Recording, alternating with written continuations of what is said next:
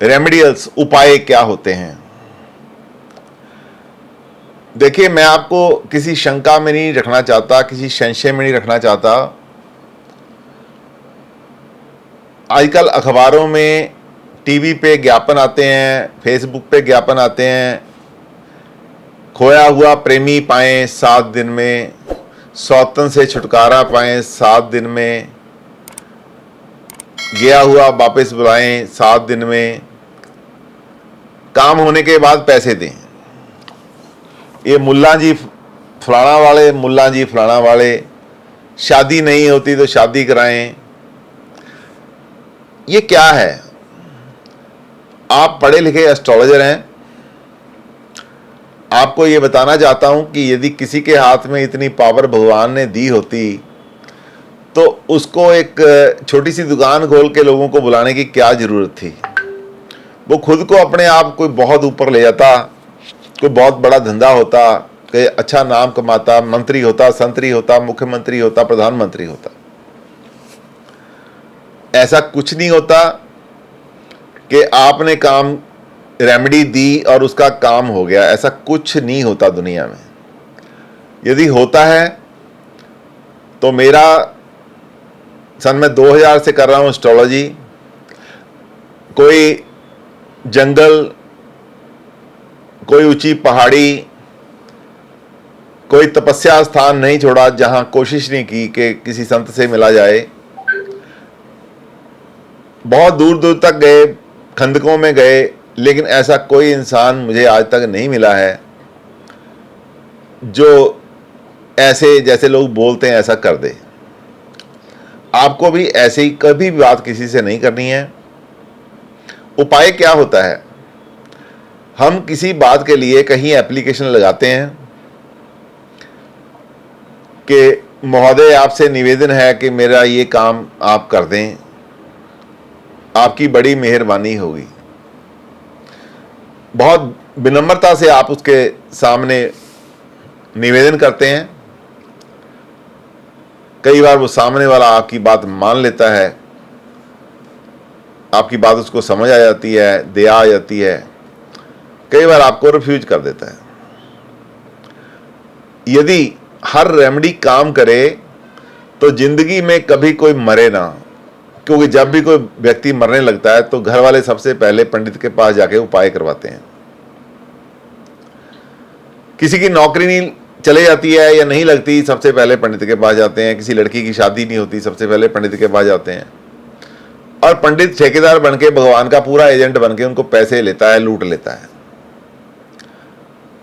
ऐसे ही आपके पास लोग आएंगे, अपनी विफलता को लेके आएंगे। बहुत से ऐसे एस्ट्रोलॉजर हैं जो देखते हैं कि बंदा पैसे वाला है, उसको एक नग थमा देते हैं लाख रुपए का। कई खुद नहीं काम करते, किसी से दिलवा देते हैं। ये सब पाठ करवा देते हैं। ये सब चीज़ें प्रैक्टिस में अच्छी लगती हैं, लेकिन इसके पीछे एस्ट्रोलॉजर का स्वार्थ होता है। आपको हमेशा अपने क्लाइंट से ये बोलना है कि ठीक है, मैं आपकी रेमेडी करवाऊंगा, उपाय करवाऊंगा, लेकिन तब बोलना यदि उपाय बनता होगा। ऐसे नहीं बोल देना हर किसी चीज का उपाय नहीं होता। समटाइम कर्मा थ्योरी में ये लिखा होता है, आपको हॉरोस्कोप पढ़नी आएगी। जब कर्मा थ्योरी ये बताती है कि ये काम कर लो तो ये काम हो जाएगा, तब उपाय एज कर्मा होगा। कमीशन नहीं होगी कि पंडित को दे दो, आगे भगवान को बता देगा।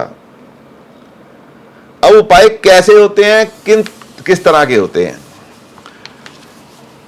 उपाय कैसे करना चाहिए? जनरली बहुत तरीके से 3 तरह के उपाय प्रचलित हैं। एक होते हैं वैदिक उपाय, दूसरे होते हैं तांत्रिक उपाय, एक तीसरे उपाय हैं लाल किताब के उपाय। हमारे ज्योतिष क्यों फेल हैं? BAMS डॉक्टर करता है, GMS डॉक्टर करता है, उसको आयुर्वेद पढ़ाया जाता है, थोड़ा बहुत टच दिया जाता है साथ में एलोपैथी का। लेकिन आप किसी GMS BM के पास चले जाओ, वो आयुर्वेद की प्रैक्टिस नहीं करता, वो एलोपैथी की दवाइयां लोगों को देता है। जिसके बारे में उसको ज़्यादा ज्ञान नहीं होता कि इसका साइड इफेक्ट क्या होगा, कैसे काम करेगी। जैसे वो मेडिकल रैप आके बताते हैं, आगे दवाइयाँ बांटने लग जाता है और रिस्की फैक्टर होता है। उसी को देखो, एलोपैथी वाले जो डॉक्टर हैं, पीजीआई में चले जाओ, हेड ऑफ द डिपार्टमेंट, मरीज के सराहने 4 किताबें खोल के खड़े हो जाते हैं 10-10 लोग, उनमें से उसको दवाई छांट के देते हैं। क्या पीजीआई वालों को अकल कम होती है कि आरएमपी को सब कुछ पता होता है? ठीक इसी तरह आपको पता होना चाहिए कि रेमेडी बनती कब है और कैसे देनी है। वैदिक हो, तांत्रिक हो, लाल किताब हो, सारी की सारी रेमेडीज काम करती हैं, लेकिन तब जब हॉरोस्कोप में ये प्रावधान होता है कर्मा थ्योरी का कि ये बंदा ये रेमेडी करे तो ये काम हो जाएगा, तब काम करती हैं। अब हॉरोस्कोप की रेमेडी देखी, दशा लौट का नग पहना दिया, दशा लौट का पाठ करा दिया, बस काम हो गया। सबसे बड़ी बात मैं आपको एक बात बताने जा रहा हूं जो आज तक आपने नहीं सुनी होगी। जब भी हम देखते हैं तो उसका एक छोटा नक्शा जरूर बनाओ। हमने इंडिया का नक्शा तो देख लिया, आपकी हॉरोस्कोप इंडिया का नक्शा है जिसमें 120 साल का लेखा जोखा है। उसमें से एक छोटा नक्शा निकालो जो आज का प्रेजेंट है, आपका वर्षफल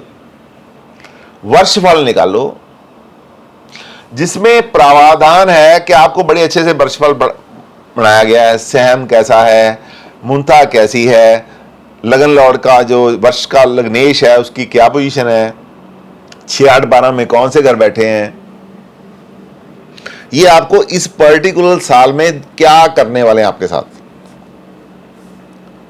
ये भी होता है कि मेन हॉरोस्कोप में एक प्लैनेट बहुत अच्छा नजर आता है और उसी साल में वो आपको कोई गंभीर बीमारी देने वाला होता है। यदि हम वर्षफल की एब्सेंस में कोई उपाय बनाएंगे वो गलत होगा। नंबर 1 ये नोट कर लो बात। इसलिए हमें जब उपाय बनाना है, उपाय देना बड़ा आसान है, उपाय बनाना मुश्किल है। आपने अनपढ़ एस्ट्रोलॉजरों की तरह कभी उपाय नहीं देना है, ना बनाना है। सबसे पहले उस प्लेनेट का नेटल हॉरोस्कोप में प्रॉमिस देखना है, दशा में प्रॉमिस देखना है, उसके बाद वर्षफल में प्रॉमिस देखना है, उसके बाद ही हमने कोई उपाय देना है। और वो वैदिक उपाय में सबसे पहले वैदिक उपाय में क्या होता है? मंत्रा उपाय। हर प्लेनेट के मंत्र होते हैं और मंत्र भी 2 तरह के होते हैं, और उसको कब कौन सा मंत्र देना है ये आपको पता होना चाहिए। उसके बाद दूसरा उपाय है दान, पुण्य, पूजा या सर्विस। कोई उपाय ऐसा है कि आपने किसी धार्मिक स्थान पे जाके सर्विस करनी है, किसी हॉस्पिटल में सर्विस करनी है, किसी पुलिस स्टेशन में जाके सर्विस करनी है, किसी कोर्ट में जाके सर्विस करनी है, किसी तरह का काम करना है। और दान है, आपने वो दान को भगवान के मंदिर में चढ़ाना है, किसी विशेष व्यक्ति को देना है। और इसके अंदर आएगा तीसरा वैदिक का ही उपाय है वियरिंग ऑफ जेमस्टोन्स। नग पहनना है, कौन सा नग पहनना है, कौन सा नहीं नग पहनना है, ये आपको देखना है। तीसरा है इसी में कलर थेरेपी। नग और कलर थेरेपी का काम एक ही है। नग आपका ऑरा बढ़ाता है, किसी पर्टिकुलर कलर का, किसी पर्टिकुलर प्लेनेट का जो डेफिशिएंसी आपकी बॉडी में होती है उसको पावरफुल करता है। और ये बात आपको देखनी पड़ेगी कि क्या, सबसे पहले ये देखना है आपने, फायदा क्या होगा ये नहीं देखना, सबसे पहले ये देखना नुकसान क्या होगा इसका। कई बार हम शुक्र का नग पहना देते हैं, बहुत खुश हो जाता है, पहनने वाला डायमंड देख के खुश हो जाता है, एस्ट्रोलॉजर भी खुश हो जाता है, उसको भी उसमें 20-50 हज़ार रुपये बच जाते हैं। लेकिन पता चलता है 6 महीने के बाद बंदे को शुगर हो गई। कई बार हम बृहस्पति का नग पहना देते हैं, दशा स्वामी है, बृहस्पति है 12वें का स्वामी या 8वें का स्वामी, पता चला सर्जरी हो गई, गाल ब्लैडर की सर्जरी हो गई। कई बार हम सैटर्न का नगर डलवा देते हैं। सैटर्न 5वें का घर का स्वामी हो गया, 8वें में बैठा है, राहु के साथ बैठा है, 5वें का स्वामी है, चौथे का स्वामी है, योगा कारक हो गया आपकी निगाह में। लेकिन हुआ क्या, या उसमें हुआ क्या कि उसने एक्सीडेंट करवा दिया 8वें में बैठ के, या हो सकता है कि बच्चे की मृत्यु हो गई और बाद में पैसे लेके फिरता है, मेरे बच्चा बचा दो।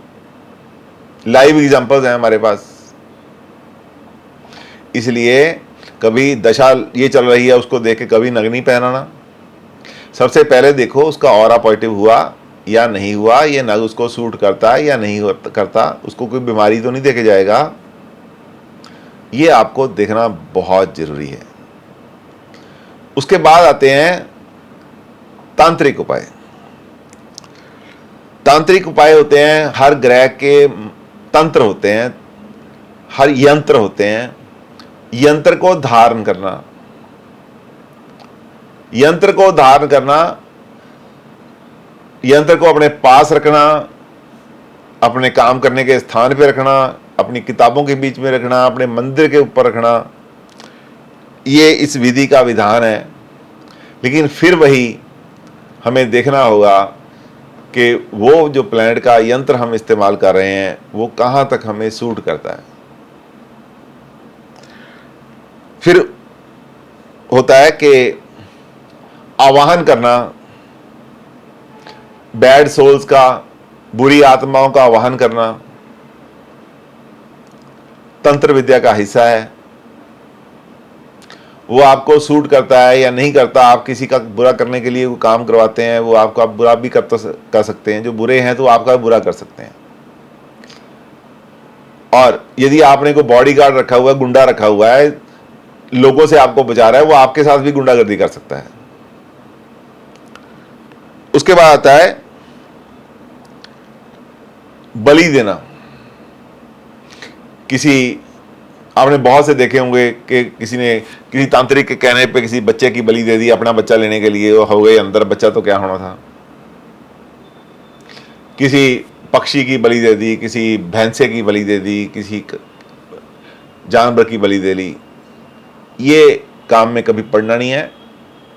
ये काम अनपढ़ लोगों के हैं, उनके हैं जो लोगों को बेवकूफ़ बना के अपना उल्लू सीधा करते हैं। उसके बाद आता है सिद्धियां। लोग बोलते हैं वाक सिद्धि कर लो, याखनी सिद्धि कर लो, आपके कान में बता जाता है कोई। आपके गांव में, शहर में, आपकी गलियों में ऐसे पंडित घूमते हैं, ऐसे कान को हाथ लगाते हैं, आपकी बात, आपको सच्ची सच्ची बातें बता देते हैं। उसके पीछे का सिस्टम कभी देखा है कि वो रैकी करके आपके बारे में सारा कुछ पता करके आते हैं, फिर आपको बता देते हैं। और हर बात उनके दो मतलब की होती है। आपका सिर हिलता देखते हैं वो, आपका सिर हिलता, आपने हाँ में सिर हिला दिया, अपनी बात को और मजबूती से बोलेंगे, आपने ना में कर दिया, उसको बात को बदल देंगे और उसके बाद आपकी रेमेडीज करवाएंगे। अघोरी तंत्रा, अघोरी साधु होते हैं, उनके तंत्र होते हैं।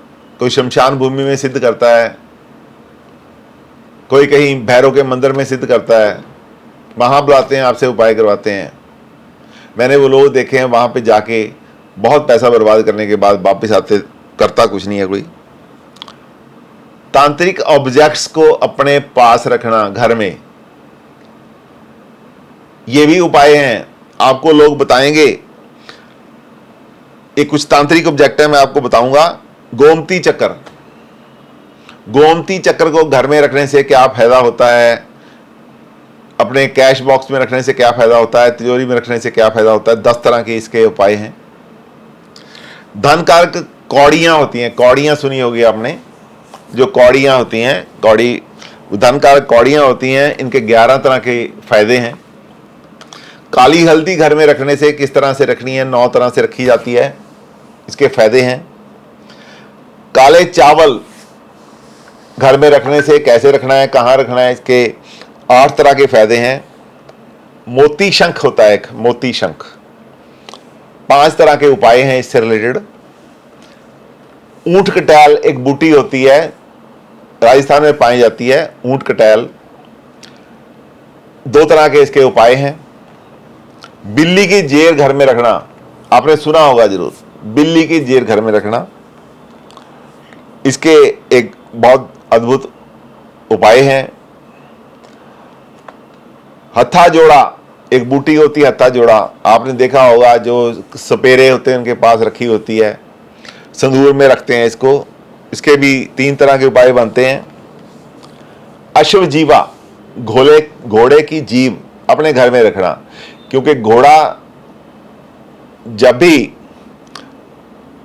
कभी एक प्रोसेस है उसका, उसमें साल में एक बार वो अपनी जीभ जो है अपने आप उसकी जीभ कट के गिर जाती है, नई जीभ आती है, उस जीभ को तांत्रिक लोग संभाल लेते हैं, वो बाद में उसका उपाय करते हैं।